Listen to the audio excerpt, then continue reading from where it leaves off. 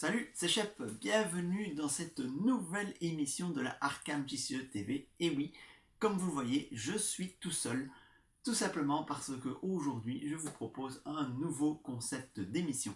Une émission que nous avons baptisée Connaissance interdite. Et donc l'idée de cette émission, c'est de pouvoir revenir sur une carte sortie il y a un certain temps, une carte que nous allons re-reviewer, enfin que je vais re-reviewer avec le regard d'aujourd'hui. Hein, donc l'idée c'est cette carte aujourd'hui, qu'est-ce qu'elle a comme impact sur le jeu. Ça va permettre aussi de revoir les cartes un petit peu à froid, alors que d'habitude les open the box, comme vous le savez, nous reviewons les cartes à chaud, vraiment parfois nous les découvrons au moment où nous parlons. Donc ici l'idée c'est un petit peu d'analyser plus en profondeur une carte en particulier sur un format court. Hein, donc on va faire des vidéos plutôt courtes pour cette émission Connaissance interdite. Alors, si le concept vous plaît, je vous propose d'ores et déjà de proposer les prochaines cartes que vous voudriez voir dans cette émission Connaissance interdite, avec comme condition, deux petites conditions quand même pour que votre proposition soit éligible. Pas d'investigateurs, parce que les investigateurs, nous revenons dessus dans les instincts de survie, donc nous n'allons pas re-reviewer d'investigateurs ici. Et une carte qui est sortie depuis un certain temps. Donc on va éviter les cartes du cycle en cours et du cycle précédent et se concentrer sur les cartes qui sont sorties auparavant. Donc pour l'instant, cela veut dire jeu de base, l'héritage de Dunwich et la route de Carcosa. Et donc pour cette première émission, je vais vous reviewer une carte qui me tient beaucoup à cœur. Je suppose que vous l'avez déjà deviné. Je veux bien sûr parler de la machette. Donc cette machette aujourd'hui, où en est-elle? Parce qu'à l'époque du corps 7, on était plus ou moins tous d'accord pour dire que cette machette était une des meilleures armes de niveau 0 du jeu. Pourquoi pas la meilleure arme de niveau 0 du jeu? Eh bien nous allons voir un petit peu ce qu'il en est aujourd'hui. Mais repenchons-nous d'abord sur cette machette. Donc cette machette, c'est un soutien gardien, un soutien qui coûte 3 ressources, qui a une icône de force, qui a les traits objet, arme, corps à corps, et qui a une action pour combattre. Vous gagnez plus 1 en attaque, plus 1 en force pour cette attaque. Si l'ennemi attaqué est le seul ennemi engagé avec vous, cette attaque inflige plus 1 dégâts. Et cela occupe un slot de main. Alors, avant de comparer cette carte avec d'autres armes sorties plus récemment, revenons quand même sur quelques subtilités de la machette, parce qu'elle n'est pas si facile que cela à comprendre. Il y a beaucoup de petites subtilités au niveau de cette machette. Donc la mécanique de base, on l'a bien compris, on attaque un ennemi, on a un plus 1 de force et plus 1 de dégâts, donc c'est très bien. C'est un excellent ratio. L'inconvénient, la contrepartie de cet effet très intéressant, c'est que c'est seulement si l'ennemi est attaqué et le seul engagé avec vous que vous avez le plus 1 dégâts. Alors, ça veut donc dire quoi? Ça veut donc dire que si vous attaquez un ennemi distant, mais que vous ne l'avez pas engagé au préalable, eh bien vous ne pourrez pas bénéficier du plus 1 dégâts. Ça, c'est un premier point. Ça veut donc dire évidemment que s'il y a plusieurs ennemis engagés avec vous, vous ne bénéficiez pas du plus 1 dégâts, mais ça c'est trivial. Cela veut donc dire aussi que si l'ennemi est engagé avec un autre investigateur, vous ne bénéficiez pas du plus 1 de dégâts, vous devrez engager l'ennemi avant de pouvoir bénéficier de ce plus 1 dégâts. Donc c'est relativement contraignant, il vous faut un ennemi et un seul engagé avec vous, pour pouvoir bénéficier de ce bonus de plus 1 dégâts. Enfin, relativement contraignant, en fait c'est relativement simple de gérer cette contrepartie de la machette, parce que vous savez que vous devez avoir un seul ennemi engagé. Évidemment, moins vous avez de joueurs dans la partie, plus cette machette est efficace, parce que moins il y a de joueurs, moins il y a d'ennemis. Et donc, en solo et en duo, ça reste une contrepartie extrêmement mince. C'est assez rare d'avoir plusieurs ennemis engagés en même temps. Donc l'idée, c'est évidemment de pouvoir les engager un par un et de les éliminer dès que possible, mais certainement pas de les stacker. Pour les rares cas où il est possible que vous stackez les ennemis, il suffit de prévoir une solution de secours dans votre deck. Généralement, on ne se lance pas dans Horror Arkham avec une seule solution de combat, de gestion d'ennemis, en tout cas dans son deck. Il faut en avoir plusieurs. Donc quand vous savez que la machette, son seul inconvénient, sa seule faiblesse en fait, c'est d'être moins efficace si vous avez plusieurs ennemis engagés avec vous, ou si l'ennemi est distant ou engagé chez un autre investigateur, eh bien vous devez vous arranger pour soit avoir des solutions pour engager les ennemis, soit avoir une solution pour tuer des ennemis en trop, hein. Je pense à la dynamite par exemple, qui reste un excellent moyen de se débarrasser de plusieurs ennemis en même temps, même si c'est pas sans dégâts si vous êtes dans le lieu, enfin, des dégâts directs hein, qui vont vous permettre d'éliminer, voire des évasions automatiques, hein. Vous avez pas mal de cartes qui vous permettent de vous évader d'un ou plusieurs ennemis. Donc il faut essayer de prévoir des solutions de secours, même si le cas de plusieurs ennemis engagés avec soi, en solo et en duo, ben, n'arrive pas si fréquemment. Donc cette machette est extrêmement fiable, parce que sa grande force à cette machette, et ce qui en fait pour moi toujours la meilleure arme de niveau 0 du jeu, c'est qu'elle est fiable, c'est-à-dire elle ne casse pas. Elle ne casse pas, contrairement à toutes les armes à feu, hein, les armes à feu du jeu, qui ont un nombre de munitions limité. Alors l'effet de la machette, c'est le même effet que le 45 automatique en fait, hein. Donc le 45 automatique, si on veut comparer les deux, le 45 automatique, il a 4 munitions. Il a 4 munitions, et si vous dépensez une munition, vous avez plus en force et vous infligez plusieurs dégâts. C'est la même chose que la machette, mais sans la contrainte de l'ennemi unique engagé. Mais le problème de ce 45 automatique, ben, il coûte 4, alors que la machette coûte 3. Et l'autre souci, ben, ce sont ses munitions. 4 munitions, eh bien, c'est pas beaucoup. 4 munitions, quand vous affichez 2 dégâts par attaque, ben, vous gérez tout au plus 2 ennemis de base. C'est tout. Et vous ne gérez pas des ennemis un petit peu plus costauds, vous n'en gérez peut-être qu'un. Hein, donc des ennemis de base, c'est des ennemis qui ont 3 ou 4 points de vie. C'est ce que j'appelle des ennemis de base. Et des ennemis un peu plus costauds sont ceux qui ont plus que 4 points de vie. Donc un 45 automatique, après 2 ennemis, il est vide. Hein, vous ne pouvez plus en faire grand chose. Enfin, si, avec la sortie toute récente de la carte survivant, action désespérée, je crois, attaque désespérée, je pense, bien vous avez la possibilité de recycler ça et d'avoir un bonus en plus. Mais la machette, elle n'a pas ce problème de munitions. Une fois qu'elle est en place, vous ne la perdrez pas de toute la partie. Donc c'est une stabilité vraiment très très confortable. Vous n'avez pas constamment à essayer de soit recharger votre arme, soit en trouver une autre pour pouvoir la jouer. Ce qui, au bout d'un moment, coûte bien cher. Parce que certes, le 45 automatique coûte une ressource de plus.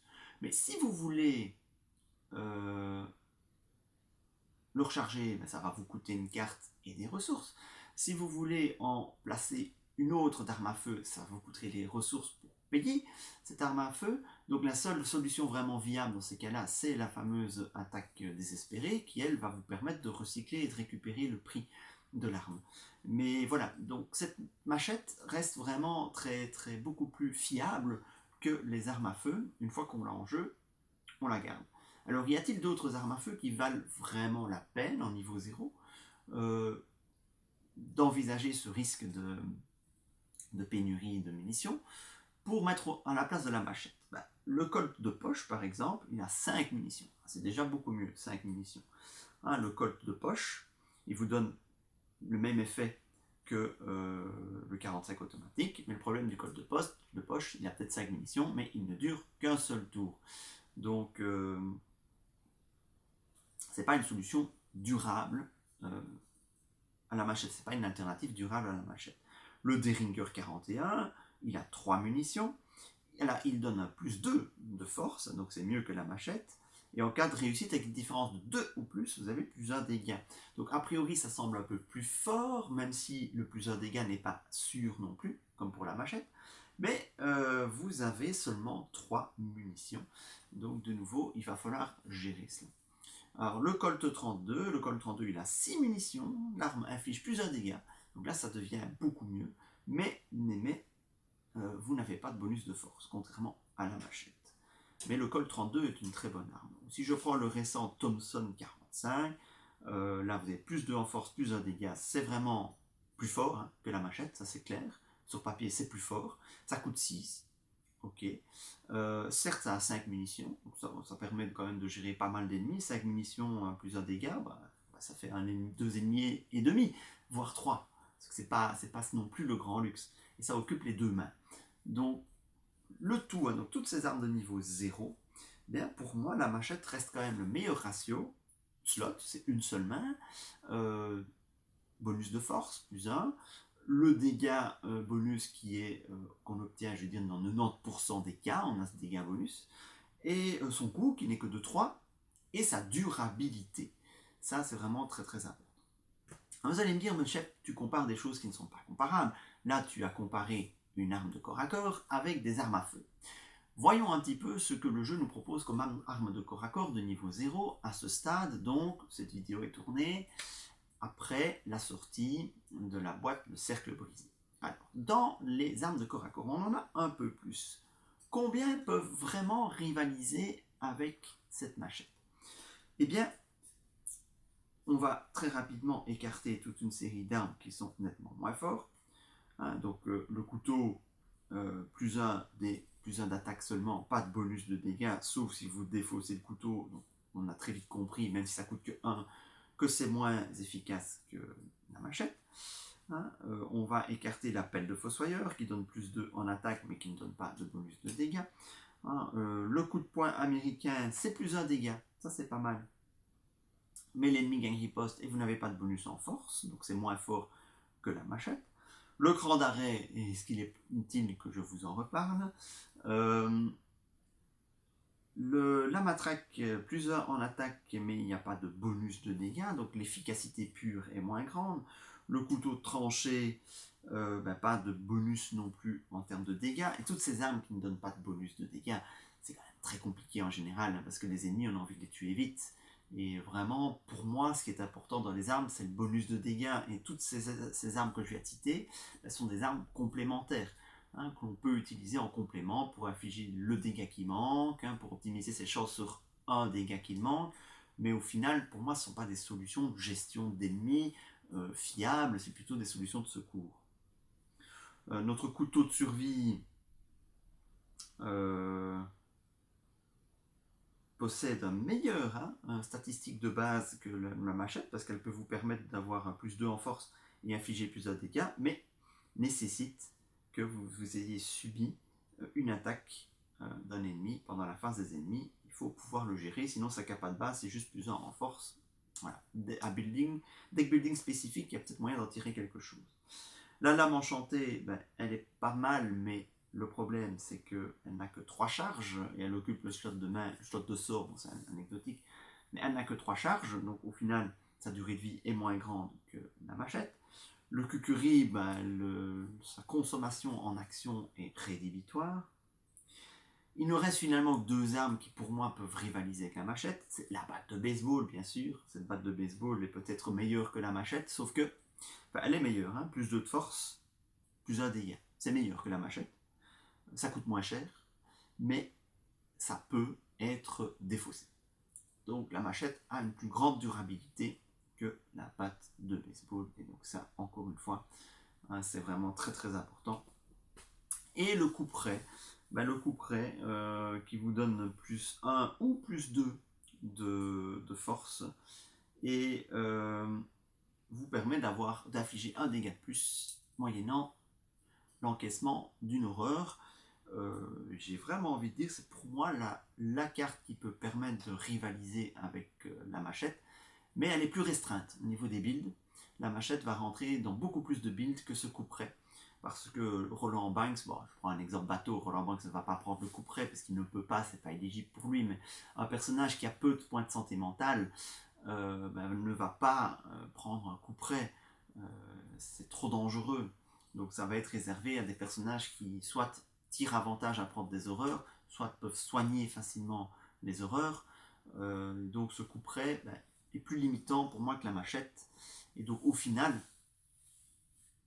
quand on fait le bilan finalement de ces armes de niveau 0, la machette apparaît encore comme un candidat vraiment top tier d'armes à insérer dans votre deck. Et si vous avez la possibilité d'insérer la machette dans votre deck, si votre investigateur est éligible pour cette machette, eh bien, mon conseil c'est mettez-la, insérez-la. Vous avez là une arme qui vous donne un bonus constant de plus 1 en force et de plus 1 dégâts, pour peu que vous n'ayez qu'un seul ennemi engagé avec vous. Donc en fait, si vous jouez la machette, il vous faut prévoir le coup de n'avoir qu'un ennemi à la fois et les tuer au fur et à mesure qu'ils arrivent. C'est généralement la bonne stratégie lorsqu'on joue avec la machette. Un ennemi arrive, hop, je m'assure de pouvoir le tuer dans le tour pour éviter qu'un deuxième ne me tombe dessus lors du prochain renforcement dans la prochaine phase de mythe. Voilà. Donc encore aujourd'hui, pour moi, la machette reste un must-have. Bien sûr, dès que vous pexez votre deck, il y a des armes qui vont remplacer cette machette avantageusement. Mais ici, l'idée était vraiment de passer en revue ces cartes de niveau 0, ces armes de niveau 0, et de voir un petit peu ce que ça vaut. Alors, je n'ai pas été jusqu'à comparer les cartes mystiques, parce que vous avez vu, il n'y a pas de mystique ni de chercheur dans ces armes. Ils n'ont pas d'armes, ils ont d'autres moyens de gérer les ennemis. Les mystiques, on a le même problème des charges, donc c'est tout à fait le même problème que les armes à feu. Et en chercheur, les solutions de dégâts sont ponctuelles, sont efficaces, très fortes, mais ponctuelles. Donc ce ne sont pas des classes qui vont avoir besoin d'une arme en permanence pour pouvoir gérer les ennemis.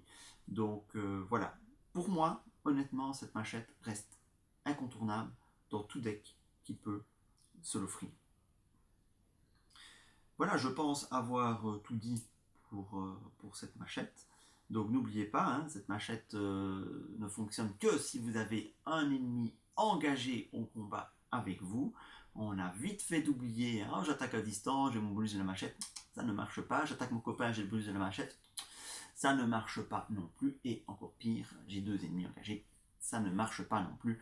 Cela dit, dans des configurations de table à 1 ou 2 joueurs, cette contrainte est pour moi relativement peu limitante et largement compensable. Pour des tables de 3 ou 4, c'est évidemment autre chose. Cela va nécessiter de jouer beaucoup différemment si on veut exploiter la machette, de s'assurer de n'avoir qu'un ennemi à la fois engagé avec soi. Voilà, j'espère que cette petite review un petit peu plus approfondie sur une seule carte vous a intéressé. Si c'est le cas, n'hésitez pas à le dire via les petits pouces levés. Et comme je vous l'ai dit en début de vidéo, si vous avez des suggestions pour proposer une nouvelle analyse plus approfondie d'une carte sortie il y a un certain temps, n'hésitez pas, mettez dans les commentaires les cartes que vous souhaitez voir analysées et je ferai mon possible. Et Horizon pourrait aussi être amené à tourner ce genre de vidéo. Nous ferons donc notre possible pour répondre à votre demande et vous apporter une analyse un petit peu plus circonstanciée et un petit peu plus poussée de ces cartes. Voilà. À bientôt, bon jeu.